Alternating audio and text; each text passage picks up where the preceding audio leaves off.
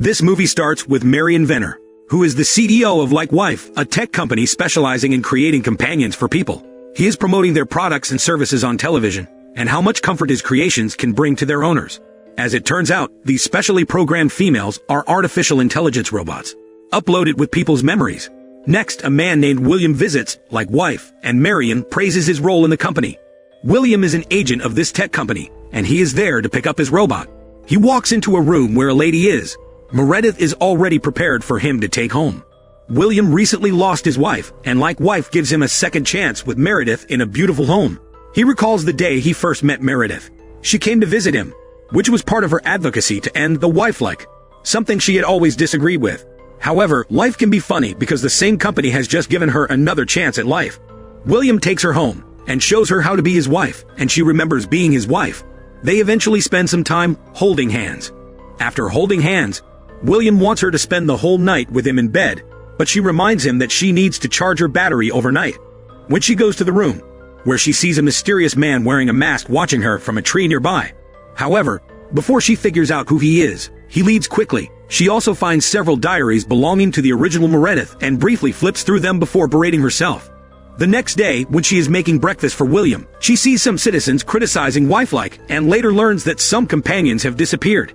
It's clear that they were kidnapped by members of SCAIR, a protesting group. William works in a unit at Wifelike, which is responsible for retrieving stolen companions, so the news of these companions disappearing means he has to find them. When he goes to work, Meredith tries on some real Meredith's clothes and makeup. However, makeup is not easy for a robot. She messes up the lipstick. At work, William's task is to find two missing companions. When he starts looking for them, luckily, he encounters one of them, Wendy, who has escaped. She has an electronic band tied around her neck, programmed to electrocute her a certain distance away from the facility where they are being held. Fortunately, William finds her in time and disables the band before she is further injured. Wendy tells him about the other two, so he goes to rescue them. He finds them, but just before he rescues them, a man points a gun at the second companion. However, William shoots at him, rescuing the second companion. At home, Meredith goes to charge her battery and then enters dream mode. Here, she meets her interactive dream operator, IDO. After she agrees to dream, she is taken to her birthday scene. She meets William here, but also a masked man who gives her a card with a bird that looks like a character from Angry Birds. Afterwards, she returns to the IDO to inquire about the masked man, but he tells her there's no record of a masked man. When he asks if a report is needed, Meredith declines. However, she requests to activate her knitting mode, and the IDO obliges her.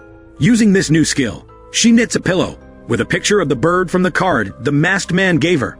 Later in the day, she decides to try riding a bicycle. However, a strange lady startles her, causing her to fall off the bike. This lady urges her to remember who she is, as their time is running out.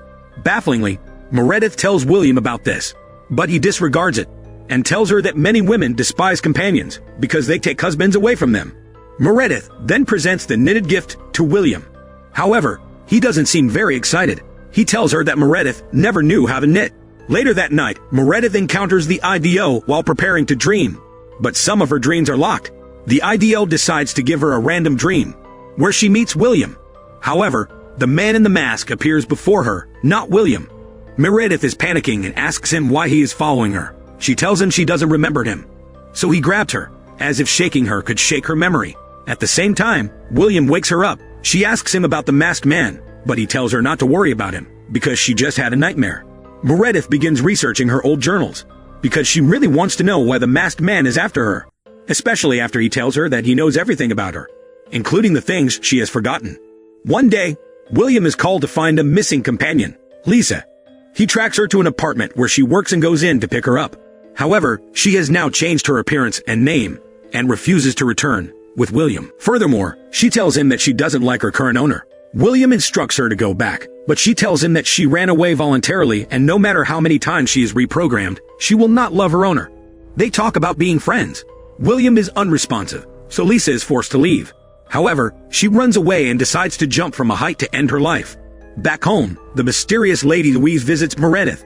She tells her that the guy in the mask wants to see her in person, but Meredith is not in the mood to see him. She orders her to leave and threatens to report their meeting to William. On the other hand, William brings Lisa's body back to his wife, finding that the company is now interested in a new project, Childlike, an artificial intelligence program that creates children. William expresses his concerns about this new project. His encounter with Lisa has led him to believe that some companions can be reprogrammed, potentially harming their owners or taking their lives. So he worries that this may not be a good idea for the children. However, the company's CEO is adamant about his concerns.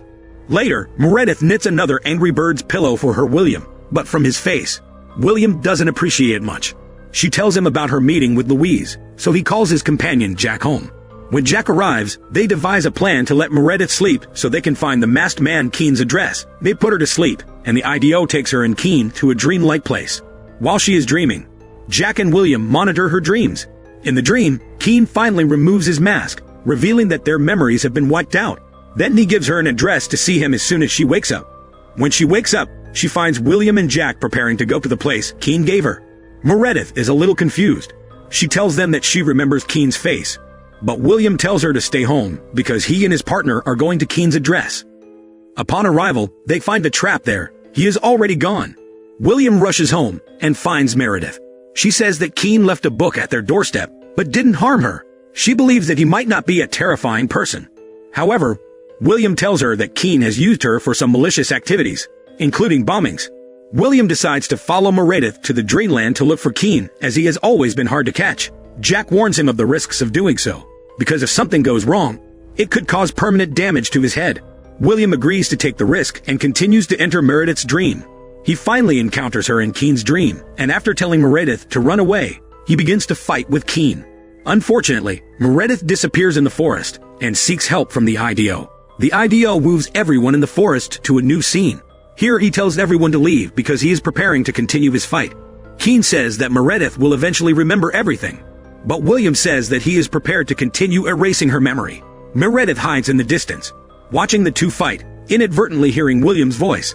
Soon, William begins to strangle his opponent, but Meredith's battery is drained, so she is forced to leave her dream mode, also waking up William. Jack is unhappy about William's confrontation with Keen in Meredith's dream. He warns William that taking Keen's life is illegal, but William stubbornly insists that he will do everything he can to take Keen away. When William returns home, Meredith says that she doesn't want to erase her memories anymore, but he convinces her that it is for her own good. Then, he arranges to take her to the hospital for memory wiping. In the facility, she meets other companions who are interested in overthrowing Wifelike. Meredith is confused about how they remember their past lives, but they tell her how to hide her memories in the random files of dream mode. Meanwhile, Louise gives Jack's girlfriend a file of Jack's, which she gives to him when Jack comes home. When Jack arrives, he looks at these files and is shocked by their content. He goes to find William and confronts him about the contents of the file. As it turns out, this file contains the truth about Keen. William took Keen's life, which is why they couldn't find him when they went looking for Keen, because he only exists in Meredith's memory. That's why William is desperate to erase her memory. Jack decides to arrest William for the crime. However, William defends himself by saying that he has always loved Meredith and knew that she should be his. Jack pulls out his gun, but isn't fast enough, and William quickly shoots him. Not long after, Meredith walks in and confronts William about the deaths of his colleague Jack and Keen. As it turns out, Meredith can now access all her memories. She wasn't always a companion, but was a member of SCIR. One day, she went to William's house and asked him to sign a petition against Wifelike, and William was immediately captivated by her. Despite her having a boyfriend, Keen, William became obsessed with her and started following her. One day, he arrested Meredith and Keen. After fabricating charges, William shot Keen, then took Meredith's life, put a ring on her finger, and brought her to jail as his wife, becoming his companion. Luckily, her memories were hidden in her random memories and didn't completely disappear. The IDO also allows her to access these files. Looking back, she questions William's misdeeds. Then, she boosts her strength and duels with William, killing him in the process. With William's departure, Meredith is revealed as the leader of SCAIR, and at the end of the movie, she unites her colleagues against Wifelike. William is made into an artificial intelligence, and is now on a mission to track the leader of SCAIR, while Meredith is working to end this evil company. If you enjoy this video, please give a like and subscribe our channel. Thanks for watching.